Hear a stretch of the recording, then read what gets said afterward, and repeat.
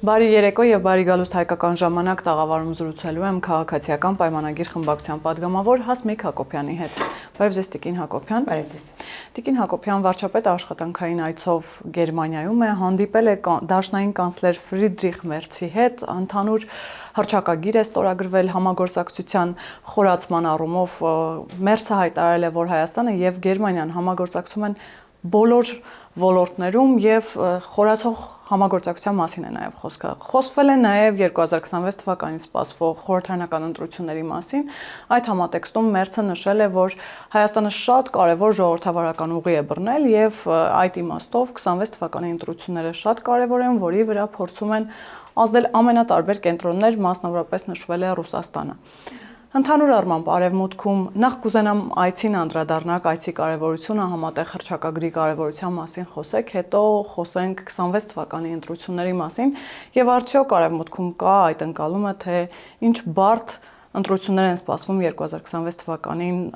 Հայաստանում։ Դե գիտեք, որ հատկապես վերջին տարիներին շատ խորացող հարաբերություններ ունենք Գերմանիայի հետ եւ սա մեր այս բազմավեկտոր արտաքին քաղաքականության մի ուղղություններից է, որին շատ մեծ կարևորություն ենք տալիս։ Այո, ստորագրվել են համատեղ հռչակագիր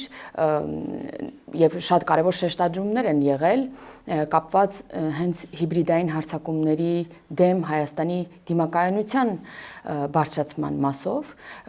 եւ ինչպես Եվրամիությունն էր շեշտել, այնպես էլ մասնավորապես Գերմանիան, Գերմանիայի կանցլերը հայտարարեց երեկ, որ շատ կարևոր է, որ Հայաստանը դիմակայուն լինի այս առումով եւ այո, սպասվող եւ արդեն տեղի ունեցող հիբրիդային հարձակումների մասին, այսինքն խոսում ենք ոչ միայն մենք, այլև փաստորեն միջազգային հանրությունը, որովհետեւ հատկապես Եվրոպայում շատ տեսանելի է եղել նախորդող դեպքերը, Մոլդովա եւ այլն, հենց այդ հիբրիդային հարձակումները, որովհետեւ սա հենց ժողովրդավարության դեմ մեծ քայլ է, որի շահառուն, այսինքն ժողովրդավարության շահառուն, հենց մեծ արևմուտքն է։ Այդ իսկ պատճառով արևմուտքի երկրների համար շատ կարևոր է, որ ցանկացած երկրում, այդ թվում հատկապես Հայաստանում, որտեղ մեր տարածաշրջանը հաշվի առնելով, մեր հարևաններին հաշվի առնելով, շատ կարևոր է ժողովրդավար երկրների համար, որ ժողովրդավարության այս փոքրիկ կղզյակ Հայաստանում շարունակվի լինել ժողովրդավարություն։ Իսկ հիբրիդային հարձակումները հենց դրա դեմ քայլերից է դիտարկվում։ Տիկին Հակոբյան, իսկ հիբրիդային հարձակումների եւ պատերազմի դեմ պայքարը նույն արևմուտքի հետ ինչպես եք պատկերացնում, որովհետեւ մենք գիտենք նաեւ այդ ներդրումների մասին, ֆինանսական 120 միլիոն եվրոյի մասին խոսք գնաց, որ Եվրամիությունը պատրաստ է տրամադրել Հայաստանին այդ հիբրիդային հարձակումներին դիմագրավելու առումով, բայց ինչպես եք պատկերացնում դա, այսինքն կա հստակ օրինակներ, նույն Մոլդովայի մասին է վերջերս շատ խոսվում, ինչպես եք պատրաստվում քաղաքացիներին պաշտպանել այդ հիբրիդային պատերազմից, թե կրկին այստեղ էլի հասարակության խոհեմության վրա պիտի շեշտը դրվի եւ ասենք դե հիբրիդային հարձակում է, սպասեք, համբերեք մինչեւ ընտրությունները կանցնեն։ Շատ լավ, մինչ այժմ իհարկե մեծապես օգնել է մեզ հենց հասարակության խոհեմությունը, հատկապես պատերազմից հետո իրադարձությունների ժամանակ, սակայն պետք չէ միշտ միայն հույսը դնել եւ այդ բեռը թողել հասարակության վրա, կան հստակ օրինակներ եւ գործիքակազմ, որը նաեւ Հայաստանին է տրամադրվելու եւ տրամադրվում, մենք նաեւ համագործակցում ենք նույն Մոլդովայի գործընկերների հետ, որովհետեւ վերջին ընտրություններում նրանց փորձառությունը մեզ համար կարևոր է ուսումնասիրել եւ նույն իրավիճակում չհայտնվելու համար հետեւություններ անել, որովհետեւ ձեռագիրը շատ նույնական է, ինչպես այնտեղ է եղել, նույն կերպ այստեղ է հիմա նախընտրական շրջանում, նույն տիպի ուժեր նաեւ այստեղ են հավակնում ընտրություններին մասնակցել, այնպես որ ես ուզում եմ որոշակի նաեւ մեր հասարակությանը այս առումով հանգստություն փոխանցել, բայց պետք է զգոնությունը միշտ պահել, որովհետև այդ հիբրիդային գործիքակազմը այնպես չէ, որ նույնությամբ կարող է կրկնվել, այսինքն ինքը անընդհատ զարգացող մի բան է, որի հետևից այդ հայկաքայլերը երբեմն կամ այնքան էլ գործուն չեն կամ չի հասցնում այդ հակազդող հակաքայլը ժամանակին ձևավորվել, որպեսզի հակազդի օրինակ նման հարձակումներին, այնպես որ մենք անընդհատ օրինակ ոնց է չէ հիբրիդային հարձակումները արտացոլվում։ Օրինակ կարող է լինել fake news-ի տեսքով, հա։ Շատ կարևոր է որ նաև մենք լինենք շատ հաղորդակից մեր հասարակության հետ, արագ արձագանքենք ամեն ինչին եւ տեսնում եք, որ հենց այդպես էլ կա օրվա ընթացքում մի քանի անգամ կարող եք ընդհանուր վարչապետից լսել որոշակի պարզաբանումներ մեր թիմի շատ անդամներից մենք ակտիվ ենք գրեթե բոլոր հարթակներում, որտեղ մեր հասարակությունն է եւ բոլոր հարթակներն օգտագործում ենք առաջի ձեռք ինֆորմացիան փոխանցելու, օրակարգ թելադրելու եւ նաեւ բոլոր այդ հարձակումների վերաբերյալ ճիշտ դիրքորոշումը ներկայացնելու։ Սա կարծում եմ ավելի լավ գործիքակազմ չկա, քան ուղիղ հասարակության հետ կոմունիկացվելը։ Տիկին Հակոբյան, քանի որ խոսեցինք արևմուտքից եւ ամենատարբեր օրինակներ բերեցինք հիբրիդային հարձակումների պաշտպանվելու առումով, տեսեք նույն Մոլդովայի օրինակը երբ որ բերում ենք, Մոլդովան գնաց հստակ որոշ ուժերի, անհատների, որոնք աֆիլիացված էին որոշակիորեն Ռուսաստանի հետ, որոնք ֆինանսական այնտեղից նաեւ ներհոսք ունեին, արգելելու ճանապարհով, այսինքն որ ընտրական process-ների որոշ կուսակցություններ, անհատներ չկարողանան մասնակցել։ Հիմա այստեղ ինչու նաեւ օրենսդրական մակարդակով չեք փորձում այդ կարգավորումներին գնալ եւ քաղաքացիներին հենց այդպես նաեւ պաշտպանել։ Ինչու՞ չէ նաեւ որոշ քաղաքական ուժերի, որովհետեւ նրանք էլ դժգոհում են, որ անհավասար մրցակցային պայմաններ են մի դեպքում, իրենք մրցում են մեծ օրինակ բարերարների հետ, իրենք մրցում են մեծ գումարներ ունեցող նախկին նախագահների հետ, իսկ դա ասում են արդար է եւ այդ պայմաններում մենք չենք կարող հայտնվել խորհրդարանում։ Հիմա ինչու այս քաղաքական դաշտը առողջացնելու նպատակով նաև չեք գնում այդ ճանապարհով, որ որոշ կուսակցություններ, անհատներ պարզապես չկարողանան մասնակցել ընտրություններին։ Տեսեք, հեշտեկ ձևակերպում։ Ես նոր խոսում էի մեր ժողովրդավարության մասին, ինչը նաև մեծապես մեր անվտանգության կարևոր բաղադրիչ է եղել մշտապես, հա։ Եվ մենք չենք կարող ուղղակի վերցնել ու նախկին նախագահներին արգելել զբաղվել քաղաքականությամբ, սա ժողովրդավար չէ։ Տարբեր գործերով են բայց անցնում, չէ՞։ Բայց այո, տարբեր գործերով են անցնում, բայց նաև անմեղության կանխավարկածը գոյություն ունի եւ չենք կարող թեկուզ դատավարական ընթացքում գտնվելու այս ժամանակաշրջանում արգելել մարդուն զբաղվել քաղաքականությամբ եւ նրանց կողմից ուժերին, հա, ղեկավարվող։ Սակայն կարող է արգելելու տարբեր, հա, այս հնարավորությունը օգտագործվել, եթե դրա համար հստակ կլինեն պատճառներ, այսինքն եթե ինչ-որ այնպիսի իրավիճակ կլինի, որից կտուժի այդ նույն ժողովրդավարությունը, որով արտաքին ուժերի կողմից միջամտություն կընկալվի եւ կապացուցվի դա, ապա այդ դեպքում քայլեր կձեռնարկվի, որը նաև ուղիղ պարտականություն է թույլ տվեք ասել իշխանության կողմից։ Այնպես որ այնպես չի որ դա բացառելի ինչ-որ իրավիճակ է, հատկապես հաշվի առնելով որոշ ուժեր որտեղից են գալիս, ինչպիսի հռետորաբանություն ունեն, ինչպիսի պատկերացում ունեն Հայաստանի մասին, առհասարակ շարունակական լինելու մասին Հայաստանի պետության, որպես հանրապետության, կամ հարաբերությունները այլ երկրների հետ, տարածքային հավակնությունների մասին նրանց պատկերացումը, հա, ապագայի մասին մեր Հայաստանի, եւ սա այո մտավախություն է, որ նրանք կփորձեն Հայաստանը հետ գլորել որոշակի ժամանակաշրջանով, ինչը լավ բանի բնականաբար չի բերի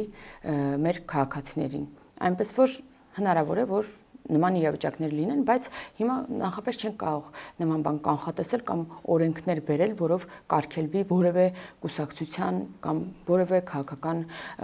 անհատի գործունեությունը։ Իսկ մտավախություն չկա, որ ժողովրդավարական ճանապարհով նույն արդար թափանցիկ ընտրություններով ինչը էլի ձեր իշխանության, այսպես ասեմ, ձեռքբերումն է եւ դրա վրա հղում է անում նաեւ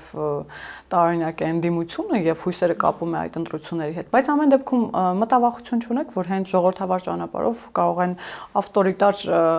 ուժեր, անհատներ գալ իշխանության, օրինակ Ռոբերտ Քոչարյանը օրերս երբ իր աջակիցների հետ էր հանդիպում, ասաց, որ քաղաքացիական պայմանագիրը շանս չունի, եթե ամեն ինչ ճիշտ գնա, այնպես ինչպես իր պլաններն են, իր բառերով ասած,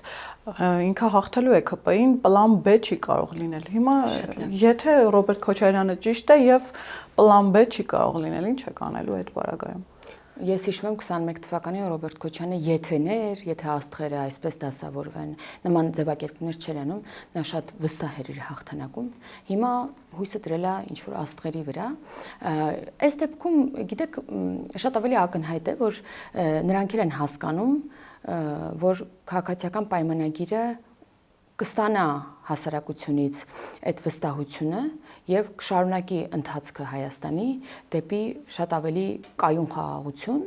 եւ ինստիտուցիոնալ խաղաղություն։ Դրա համար հույսները աստղերի վրա են դրել։ Ես իհարկե մտավախություն չի կարող չլինել, հատկապես երբ որ մենք ունեցել ենք Գյումրիի հայտնի այդ ռազմավարությունը ընդդիմության կողմից, բայց հույս է ներշնչում այն նաեւ, որ նույն վաղաշաբաթում այդ նույն ռազմավարությունը չաշխատեց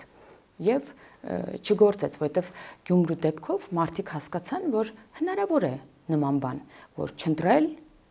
տվյալ անձին որպես համայնքի ղեկավար կամ թիմին, բայց այդ մարդը ինչ-ինչ պայմաններում գա եւ դառնա քաղաքապետ, ոնց որ Գյումրիում եղավ։ Ինչևէ անկեղծ ասեմ, իմ զգացողությունն ասեմ, ես վստահություն ունեմ մեր քաղաքացիների հետ շփումներից, որ այս ընթացքը անբեկանելի է, որ հնարավոր չէ, որ Ռոբերտ Քոչյանը իր նմանները ունենան հնարավորություն նորից մեր երկիրը հետ գլորել դեպի այն անդունդը, որտեղից կարողացել ենք ի վերջո բարձրանալ։ Դրա համար Ռոբերտ Քոչյանը, ասենց ասեմ, թող ինքը ավելի լավ է, թող տենց այն ընդդիմադիր ուժերին, որոնք շեշտադրում են, որ Ռոբերտ Քոչյանի լինելը միայն բավարար է, որ այնքան ատելի է, որ մարդիկ կգնան եւ Ռոբերտ Քոչյանին հակառակ ընտրություն կանեն, թող ինքը դրա մասին ավելի լավ է մտածի։ Ամեն դեպքում նաև Քիվեստին է անդրադարձել, ասել է, որ Քիվեստը վերջնարդյունքում դա պիտի լիներ Լեռնային Ղարաբաղի միացում Հայաստանի Հանրապետությանը եւ այդ առումով էլ դուք եք մեղավոր, ասում են քաղաքացիական պայմանագիրն է խաթարել այդ ուղին նաև, կուզենամ դրան անդրադառնանք եւ տնտեսական աճին ի վերջո ասում է, որ տնտեսական աճը ինչ որ նկարված թվեր են եւ դա բոլորի վրա չի տարածվում, ասում է, դա հատուկ շրջանակի վրա է տարածվում, ելի նկատի ունենալով ձեր իշխանությանը։ Հիմա տնտեսական աճի մասով ինչ թվեր եք նկարել եւ ինչ նկարված թվերի մասին է խոսքը։ Դրանք նկարված են, թե ընդհանուր առմամբ հասարակությունը նաև զգում է իր կենցաղի, իր մաշկի վրա, այսպես ասեմ։ Քիվեստի մասին խոսելը, կարծում եմ Ռոբերտ Քոչյանի շահերից չի բխում, կամ ապացուցում է, որ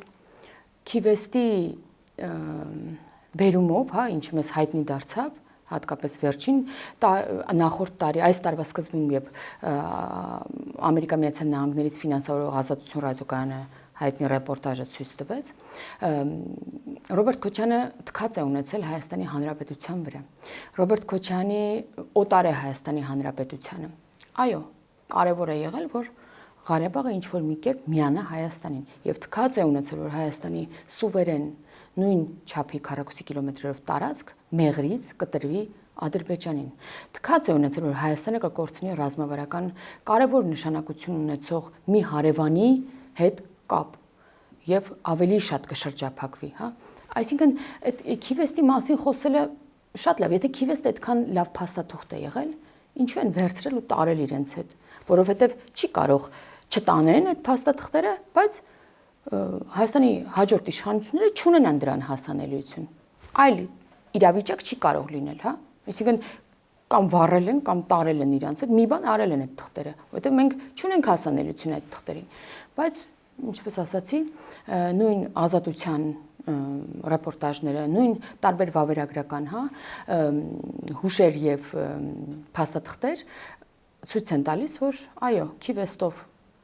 Ռոբերտ Քոչյանը համաձայնություն էր տվել, որ Ղարաբաղը միանա Հայաստանին, բայց դրա դիմաց տար Մեղրին։ Եվ այս հրեշավոր ծրագիրը Հայաստանի համար տեղի չունեցավ, որովհետև տեղի ունեցավ հոկտեմբերի 27։ Ես միայն այսքանը կարող եմ ասել, որին կտրականապես դեմ էր Վազգեն Սարգսյանը, որին կտրականապես դեմ էր Կարեն Դեմիրճյանը եւ նաեւ նույն Կարեն Դեմիրճյանի կին Ռիմա Դեմիրճյանն է տարբեր այս մասին խոսակցություններում, հա հիշողություններով կիսվել։ Դա համար ինձ թվում է այս մասին առհասարակ չարժի խոսել, որովհետև դա միայն ապացուցում է Ռոբերտ Քոչարյանի վերաբերմունքը Հայաստանի Հանրապետությանը եւ այնքան անցած էտապ է, որ ես դրան ուղղակի նորից հղում անել, հետ վերադառնալը համարում եմ ուղղակի այս պահին ժամանակի կորստը, ուղղակի փաստ է, որ Ռոբերտ Քոչարյանը Հայաստանի հետ կապ չունի։ Իսկ այդ տնտեսական աճի մասին խոսակցությունները եւ նաեւ գույք պարտքի դիմաց գործարքը, որը Քոչարյանը կրկին համարում է փայլուն գործարք եւ ասում է այն ամենը, ինչ այդքան շահարկվում է, դրանք այսպես անպետք գործարաններ են եղել։ Ռոբերտ Քոչարյանն ասում է, որ ինքը Պուտինին գցել է ներողություն արտադրությանս համար։ Ասում է, որ ես անպետք, չգործող, անիմաստ օբյեկտներ եմ տվել Ռուսաստանի Դաշնությանը ինչ որ միլիոնների դիմաց։ Եթե դա այդքան անպետք էր, ուրեմն ինչ որ կերպ խաբել է, չէ, Ռուսաստանին։ Այսինքն անիմաստ բաներ է տվել, ասենք ձեր չաշխատող հեռախոսը, որտակ ինձ եւ ենթադրենք իմ պարտքի դիմաց, ինձ պարտք եք վերցրել իմ պարտքի դիմաց։ Ես դա եթե վերցնեմ, ուրեմն ես հիմար եմ կամ դու ինձ հիմարացնում ես, չէ՞, այլ տարբերակ չի կարող լինել։ Հիմա ինքը չաշխատող, անպետք ասում է բաներ եմ տվել։ Իհարկե մենք գիտենք, որ դրանք ոչ անպետք են եղել, ոչ չաշխատող են եղել, դրանք նաև որոշակի ռազմավարական նշանակություն ունեցող օբյեկտներ են եղել, որոնք նվիրվել են Ռուսաստանին, հանձնվել են Ռուսաստանին։ Այո, հիմա ինքը post factum ինչ ուզի կարող է ասել, որտեղ այդ մեղադրանքները հասարակության կողմից շատ բուռն են, հա։ Տնտեսական աճի մասին խոսելից, հա, որ ասում է դա որոշակի անձանց վրա միայն այսպես արտացոլում ունեցող մի բան է եւ հասարակությունը իր վրա չի զգում, ինքը խառնել է իր շրջապատի,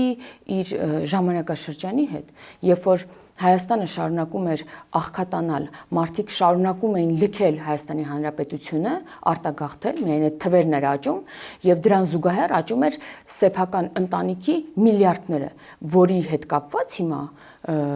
ապօրինի գույքի բռնագանձման օրենքով պահանջի հետ վերադարձի պահանջ կա Ռոբերտ Քոչարյանի ընտանիքից, որովհետև ինքը իր որդիները դարձել են միլիարդատերեր եւ այտենց հիմա խոսում են, որ տնտեսական աճը որոշ անհատների վրա է միայնացել։ Տիկին Հակոբյան, հաջորդ հարցը, որ արդեն կարծես թե հանրությանն էլ է որոշակիորեն կամ զայրացնում, կամ արդեն նյարդայնացնում, դա կաթողիկոսի շուրջ տեղի ունեցող այս զարգացումներն են, այս օրակարգն է, որ կաթողիկոսը պիտի հեռանա, այդ պահանջն է, որ արդեն ներսում է որոշակիորեն ձևավորվել եւ եպիսկոպոսների հայտնի հայտարարությունը գոնե դրա մասին էր, բայց մյուս կողմում մենք տեսնում ենք, որ կաթողիկոսը շատ այսպես ասեմ, համառ է եւ չի պատրաստվում հեռանալ։ Մյուս կողմից տեսնում ենք վարչապետի հայտնի այցերը, ամենատարբեր թեմեր, եկեղեցիներ, պատարակներ, դրան անդրադառնում է Մայր Աթոռը, սպառնում է օրինակ նույն եպիսկոպոսներին գալ կանոնական դաշտ, քանի դեռ իրենք կոշտ միջոցներ չեն ձեռնարկելու, այսպես շարունակ։ Այս process-ը արդեն սկսել է այսպես հանրության նյարդերի վրա ազդել։ Դուք ինչպես եք տեսնում հանգուցալուծումը եւ եթե վարչապետը առաջին ամբիոնից հայտարարում է, որ կաթողիկոսը ազգային անվտանգությանը սպառնալիք է, այստեղ նաեւ հատուկ ծառայությունները անելիք չունեն եւ եթե ունեն, ապա ինչու նաեւ այդ ճանապարհով չեք գնում։ Տեսեք, հասարակությանը զայրացնում է, կարծում եմ ուրիշ բան։ Ես որքան հասկանում եմ շփումներից եւ սոցցանցերում մարդկանց, հա, արտահայտած մտքերից, մարդկանց զայրացնում է, երբ որ որևէ հոգևորական կարող է խուլիգանական վարքագիծ ունենալ, հա, օրինակ կանգնել ու շատ հայտնի նախորեի տեսանյութը դրվագը նկատի ունեմ, որ լրագրողին ինչ ասես ասում է, կարող դու տղամարդու հետ ես դավաճանում, կարող դու, չգիտեմ, լևի ես գնում։ Օրինակ, սա մարդկանց զայրացնում է, որովհետև մենք մեր հոգևորականի մասին նման կարծիք չենք կարող ունենալ։ Չենք ունեցել էլի, հա, մտածել ենք կան որոշները, բայց որ sense անընդհատ ինչ-որ նոր դեմքեր, այդ Կտրիշ Ներսիսյանի մերձ շրջապատի մարդիկ այդպիսին կլինեն, եղբայրը, եղբոր որդին, այդ հոգևորականն էլ իդեպ, որը այդ արտահայտությունները իրեն թույլ տվել, քավոր սանիկական հարաբերություններն են, իր մերձ շրջապատն է, էլի, չգիտեմ, քրոջ որդի, չգիտեմ ինչ, հարևան, ինչ, իր մերձ շրջապատն է։ Մարդկանց նյարդայնացնում է, երբ որ բարձրաստիճան հոգևորականը, շատ բարձրաստիճան հոգևորականը կարող է ենթադրյալ նարկոտիկների այդ թեմայի մեջ լինել, հարվածել մարդուն, կարող է այն հայտնի տեսանյութի հետ կապված, հա, իրավիճակում հայտնվել։ Այսինքն սա է մարդկանց նյարդայնացնում, որովհետև սա ուղիղ մեր վարկանիշին, մեր հոգևոր վարկանիշին թույլ տվեք ասել, մեր կրոնական վարկանիշին հարվածել։ Լինելով մենք այսքան եւ աշխարհում այդ նման պետություն չկա, որտեղ այդ ազգի ներկայացուցիչները մեծապես մի կրոնի, մի դավանանքի են, հա, հարում։ Այսինքն ու այս տիպի հասարակության մեջ, այսքան աստվածավախ հասարակության մեջ բերել ու բացահայտել, որ նման մարդիկ կան, սա նյարդայնացնող է։ Ոչ թե նյարդայնացնող է, որ դրա մասին խոսվում է կամ դա բացահայտվում է։ Ես ձեզ ասեմ հիմա դրանց աջակցող իրենց գործընկեր, հա, այդ քաղաքական գործիչները, ինչ որ եթերներում գնում են ասում են, հա, բայց տեսեք, կաթոլիկ եկեղեցու, չգիտեմ ինչը, մանուկների հետ կապված, ինչ որ սեռական մանկապղծության ինչ որ դրվագներով է բան եղել, բայց այնտեղ չգիտեմ ինչ, ուզում են ասեն գոհ եղեք, որ մեր հոգևորականները մանկապիղծ չեն, չնայած դրա հետ կապված եւս ինֆորմացիաներ կան մամուլում։ Այսինքն ասում են գոհ եղեք, որ այդպես չի, նորմալ է, որ այդ հայտնի դեպքերը, հա, նշեմ, այդ ամեն ինչը նորմալ է։ Գոհ եղեք, որ նա մանկապիղծ չի։ Սա աննորմալ մի հատ իրավիճակ է։ Գոնե ես չեմ հասկանում նաև նրանց այդքան աջակցելու իմաստը որն է։ Այդ ամեն ինչը իրենց վրա վերցնելու իմաստը որն է։ Արդյոք այդքան հանցակից են իրանք իրար հետ, որ նման արատավոր բաները կարող են դուրս գալ ու հանրայնորեն պաշտպանել։ Սա է էլի բանը, որ մարդու ուղեղի մեջ չի տեղավորվում։ Ինչու այդ գործակալ լինելու հետ կապված, որով շակի գործողություններ չի կատարվում։ Գիտեք, ես կարծում եմ միամտություն է, հա, կարծելը, որ այդ գործակալ լինելու հետ կապված ցանկ գոյություն ունի, որը, չգիտեմ, ինչ որ միտեղ կա։ Ասենք, մեր ԱԱԾ-ում կա ցանկ, թե ովքեր են կոնկրետ գործակալներ։ Սա պարզ է, չէ, որ չկա նման ցանկ։ Հայաստանը նման ցանկի չի կարող տիրապետել եւ այդ գործակալները տենց բան չեն, ինչ ցանկով մեր դիմաց դրված չեն։ Բայց մյուս կողմից ես նայում եմ երեք էլի այդ մեր ընդդիմադիր գործընկերները արդարացնում են, ասում են ով է ում համար է գաղտնիք, որ հա մեր հոգևորականները ստորագրել են այդ հայտնի թուղթը ԿԳԲ-ի գործակալ լինելու, որտեղ այլ կերպ հնարավոր չէ։ Ում համար է դա գաղտնիք։ Այսինքն սա իմանալով հստակ բան են անում, պաշտպանում են այդ ամեն ինչը։ Որովհետև Հայաստանի Հանրապետության գոյությունը, պետականությունը, արժեքներ չեն։ Դրա համար էլ դուք տեսնում եք ինչ կատաղի պայքար է պետության, պետական խորհրդանիշների դեմ։ Բավարար է քննարկում սկսել, օրինակ, հա, օրներքի հետ կապված Հայաստանի Հանրապետության, սկսվում է ինչ-որ տենց բուրըն ոչ, չպետք է հնչի օրներքը, ոնց թե դրոշ, չպետք է դրոշը լինի։ Սա ուղիղ արագ ռեակցիա է, առաջին ռեակցիան է, որը իրենց այդ ներքին ձայնն է։ Այսինքն պետության, պետականության հետ կապված խորհրդանիշների դեմ անգամ այս մարդիկ ընդվզում են ու անգամ քննարկման չեն դնում։ Կարելի է չէ քննարկել ասել, բայց գիտեք, ես համարում եմ, որ այնքան էլ ճիշտ չէ, որովհետև, հա, կարելի է ինչ-որ sense բաց, բայց մի անգամից sense բուրըն սկսվում է։ Ոնց կարելի է օրներքը հնչի, ոնց կարելի է դրոշը դրվի միտեղ, որովհետև պետության հետ կապված բաներ են, ուղիղ խորհրդանիշներն են, որոնք նաև ամրագրված են, հա, բան մեր հիմնարար փաստաթղթերում, թե որոնք են դրանք, եւ այտենց մի անգամից այդ ռեակցիան սկսում է ոնց որ սատանաների մոտ, երբ որ խաչ ես ցույց տալիս, չէ՞։ Այտենց ռեակցիա է իրենց։ Տիկին Հակոբյան, նյարդայնացնել նկատի ունեի այն իմաստով, որ այդ հայտնի պահանջը կա, որ կաթողիկոսը պիտի գնա հանգստի, դա կարծես թե հանրության մոտ էլ է շատ արտացոլված, նույն կաթողիկոսը վերադառնում էր Մարսելից եւ օդանավակայանում փնտրում էր, թե ուր է ժողովուրդը։ Այսինքն, թե հանրությունը, թե ներսում արդեն եպիսկոպոսները այդ ցանկությունը հայտնել են, որ պիտի գնա հանգստի, վարչապետի մակարդակով է դրա մասին խոսում, բայց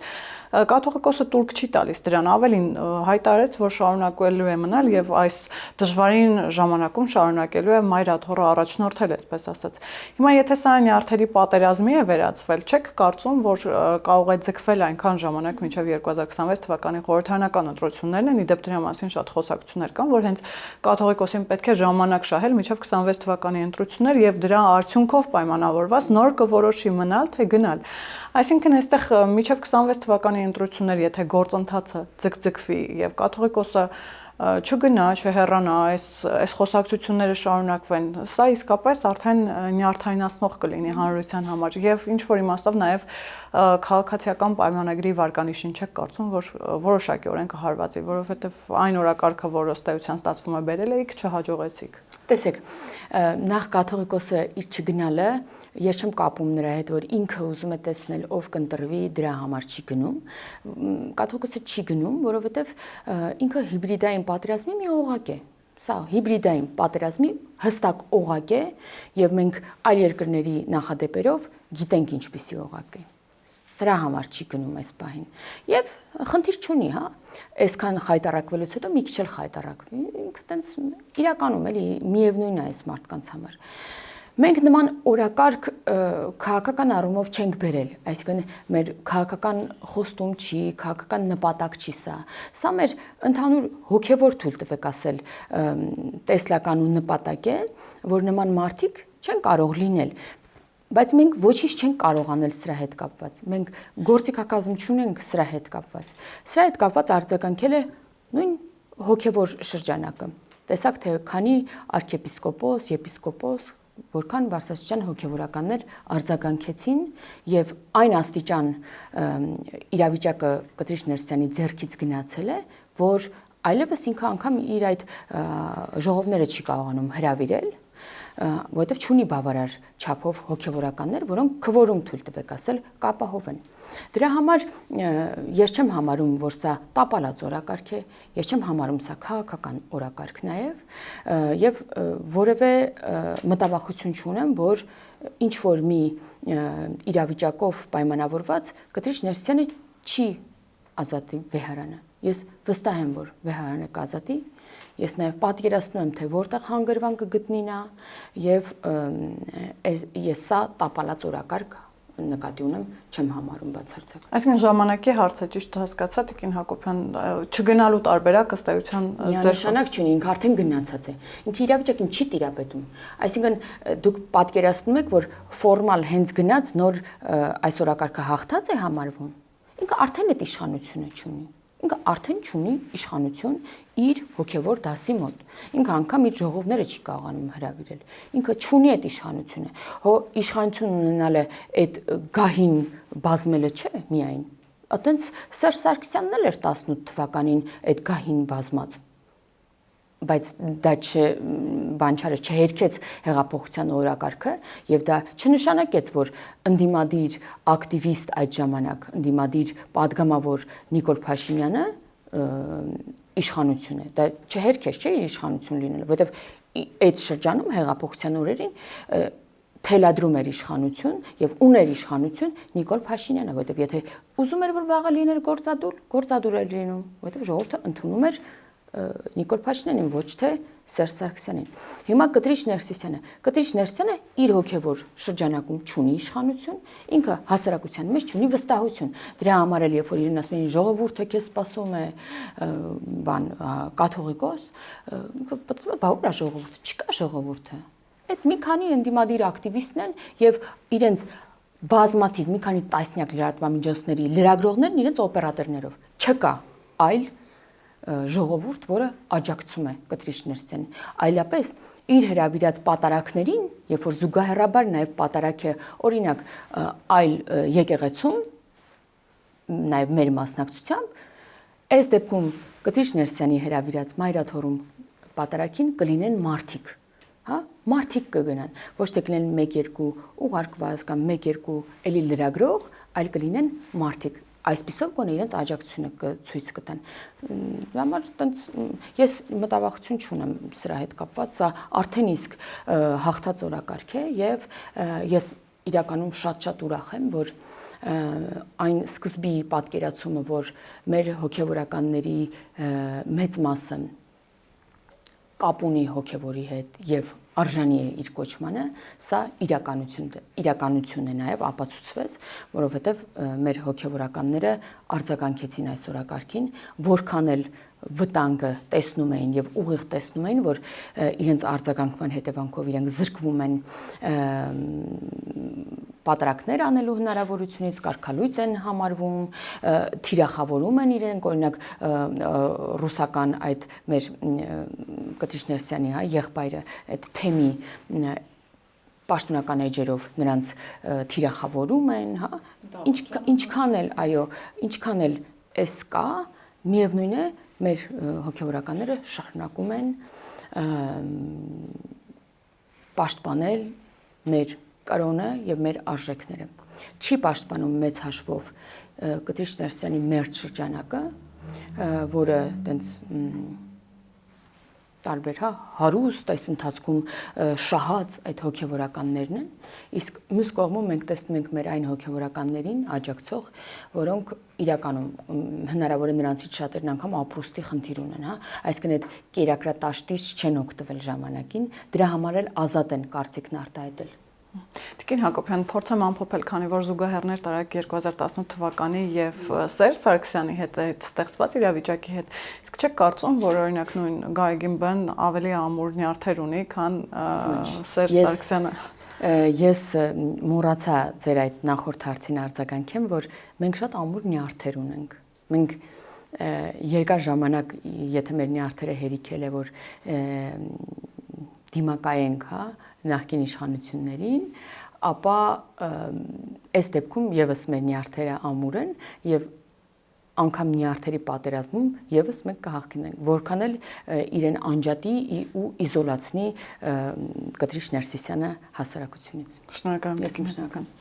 Հիշեցնեմ, որ տաղավարում զրուցում էի քաղաքացիական պայմանագիր խմբակցության պատգամավոր Հասմիկ Հակոբյանի հետ, կհանդիպենք։